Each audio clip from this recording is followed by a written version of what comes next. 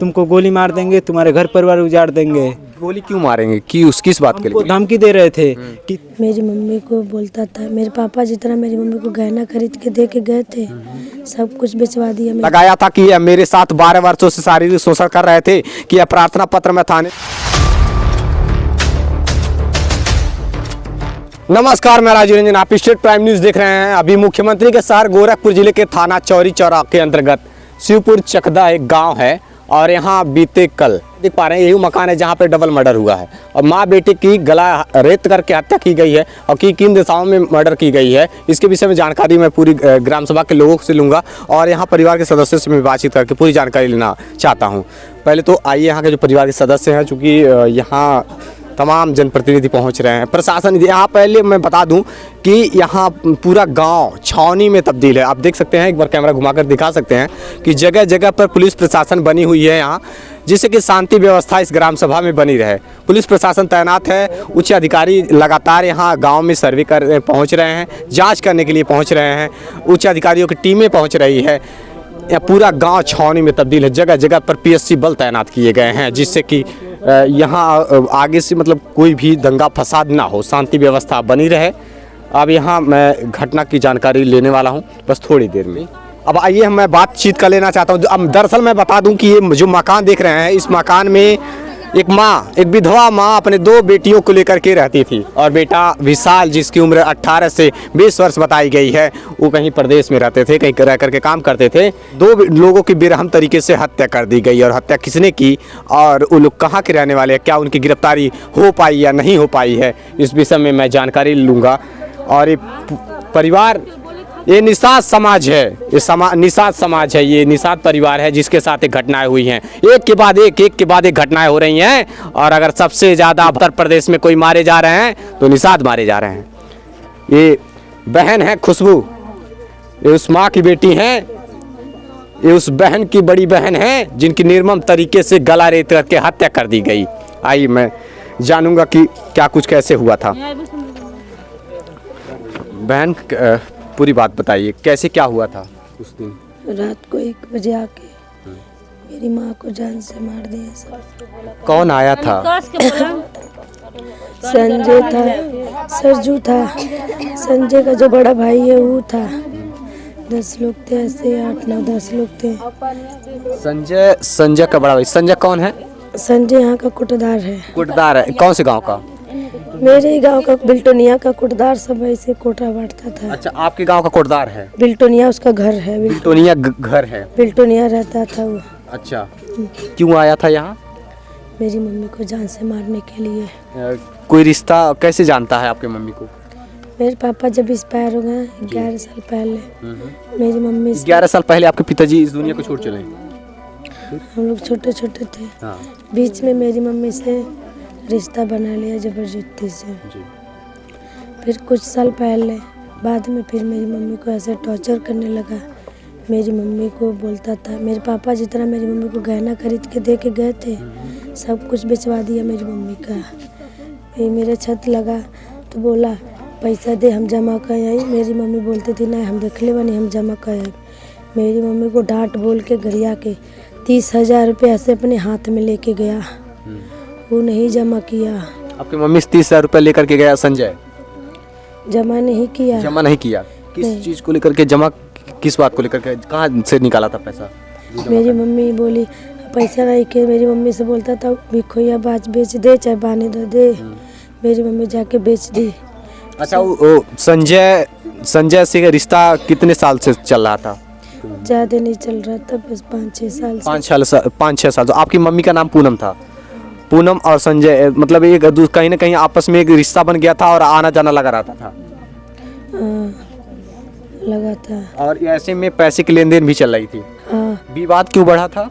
विवाद इसलिए बढ़ा था, मेरे घर पे इतना कर्जी करवा दिया था। हाँ। मेरी मम्मी बोलती थी हमार कर्जी भरवा दा, हमार कर्जी भरवा दा, बस हमके कुछ नहीं चाहिए।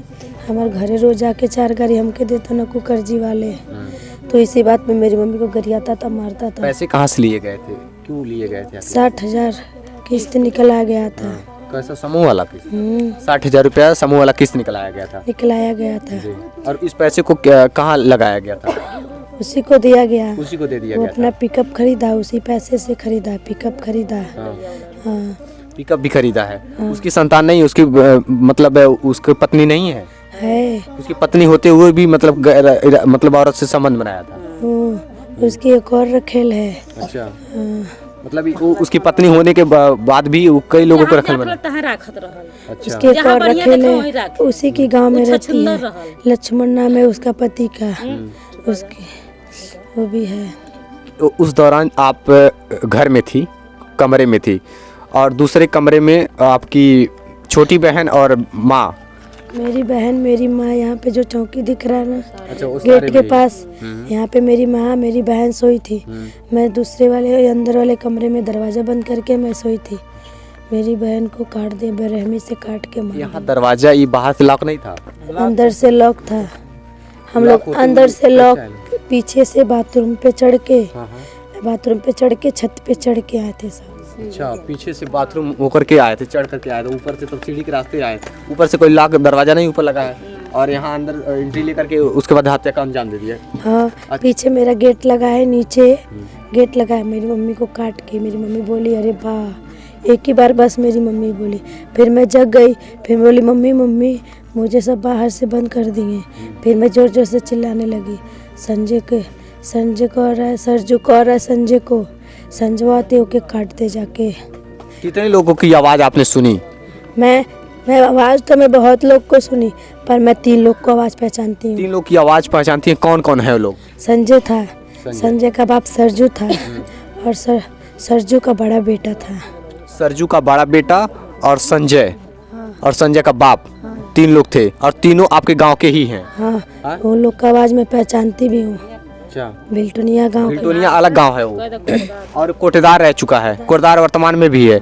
और वो पैसा निकलवा करके आपके मम्मी से पिकअप भी लिया है ना? पिकअप भी लिया, और आपके परिवार को कोटेदार कर दिया 30,000 लेके गया था। वो अपना सेटरिंग का सामान खरीदा था, पटरा वगैरह ऐसा खरीदा था, उसमें लेके गया था।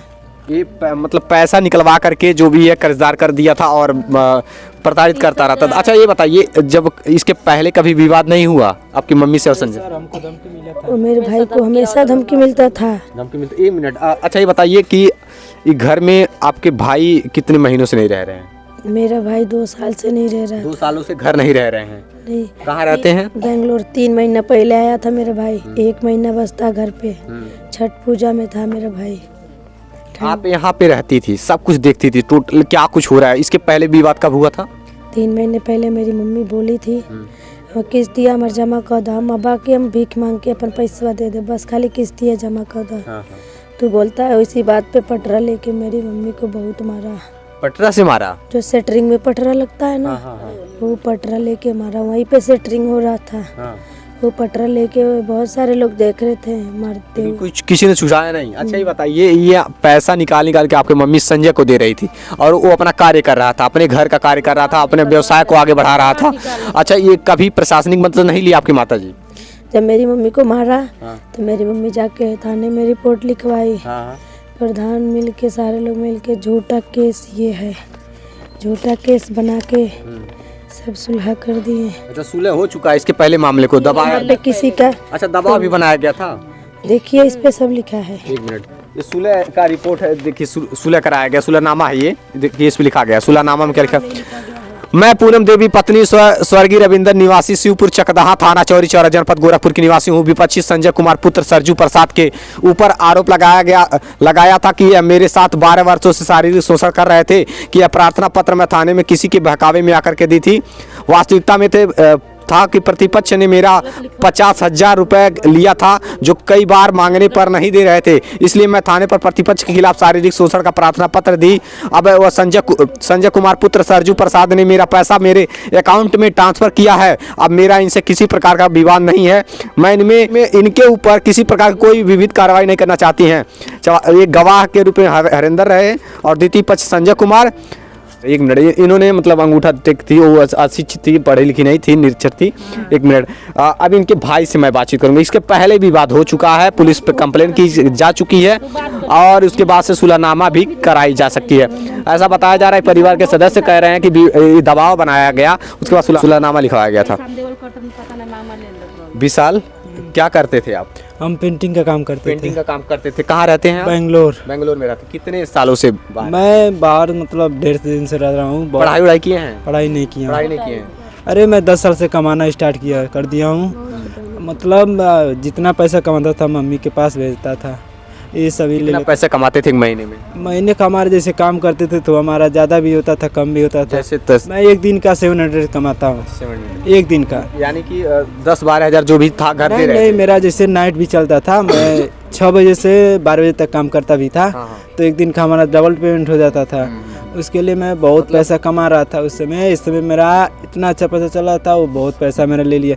तो मैं मम्मी से बोला, उसकी बीवी मेरे पास भी बहुत लोग मेरे को धमकी दिए कि तुमको गोली मार देंगे, तुम्हारे घर परिवार उजाड़ देंगे। गोली क्यों मारेंगे? कि किस बात के हमको लिए? धमकी दे रहे थे कि तुम्हारी मम्मी ऐसी करती है ऐसी करती है कि हम डर रहे थे। मम्मी को अपने बहुत समझा रहे थे, मम्मी गेट लगवा लो। इसी संडे को मैं पैसा भेजने वाला था गेट लगवाने के लिए। मालूम नहीं कैसे मेरी मम्मी को मार। पहले से भी बहुत मेरे को भी बोलता था, पहले से भी प्रताड़ित करता था पहले मेरे यानी को। कि जब जिम्मेदारियां बढ़ी तो विशाल प्रदेश चले गए, कमाने लगे और इस उम्र से कमाने लगे जबकि शिक्षा की जरूरत थी, जब इनको पढ़ने की आवश्यकता थी। उस समय जब इन्हें स्कूल जानी चाहिए थी, जब इन्हें स्कूल जाना था, लेकिन उन्होंने जिम्मेदारियों को, घर परिवार की जिम्मेदारियों को देखते हुए इन्होंने अपने हाथों में कलम की जगह पे मेहनत मजदूरी करने लगे, ये काम को देखने लगे और इन्होंने पैसों को चॉइस किया क्योंकि घर परिवार की सबसे बड़ी कोई आवश्यकता उस समय थी। तो आर्थिक रूप से बहुत कमजोर थे लोग, बहुत गरीब, पिता के ना होने के बाद से कमाने वाला घर में कोई नहीं था, बस एकमात्र विशाल थे। यही एक मेहनत मजदूरी करके अपने घर परिवार का खर्च चलाते थे, रोटी की व्यवस्था करते थे। आप लोग की क्या मांग है प्रशासन से? हमारा प्रशासन से यही है कि उन लोगों को जैसे हमारे मम्मी को मारे, हमारे बहन को मारे हैं, हम लोग को अन्याय चाहिए। जैसे यही है, उन लोगों को फांसी चलना चाहिए। जितना लोग मारे हैं सबको फांसी। जैसी मेरी छोटी बहन किया की थी उसका सभी बहुत मार दिए उसको। आप छोटी बहन पढ़ती थी? हाँ, मेरी बहन पढ़ती थी। कौन सी क्लास में पढ़ती थी? मेरी बहन 3 में पढ़ती थी। 3 में पढ़ती थी। और आप? मैं 9 तक पढ़ के मैं पढ़ाई छोड़ दी। 9 तक पढ़ करके घर की स्थितियों को देखते हुए आपने पढ़ाई छोड़ दी? हाँ, हम लोग मिल के सोचे थे हम लोग अपनी बहन को पढ़ाएंगे, आगे बढ़ाएंगे। मैं अपनी बहन को गांव में कोचिंग भी करवाती थी और उसको घर पे भी पढ़ाती थी। स्कूल भी उसके लिए बैन हम लोग करवाए थे। बैन आता था, लेके जाता था मेरी बहन को। अगर ये विवाद अगर माँ से था तो फिर आपकी बहन को क्यों मारा गया? पर मेरी बहन क्या की थी, मेरी बहन इतनी छोटी थी, मुझे पता है, इसलिए वो लोग मार दिए कि मेरी बहन मेरी माँ के पास थी। मेरी बहन उन सबको देख ली थी, इसलिए मेरी माँ बहन को मार दिए ताकि ये पहचान ली थी। हाँ, अच्छा, गवाह जैसे कि वो देख गई थी, इस वजह से उनको भी मार दिया गया। मेरी बहन को भी मार अब ये देखिए घर है, इस घर में प्रवेश लिया जा रहा है। चूंकि अधिकारी आ रहे हैं इस मामले की जांच करने के लिए। पहले मैं दिखा देना चाहता हूँ।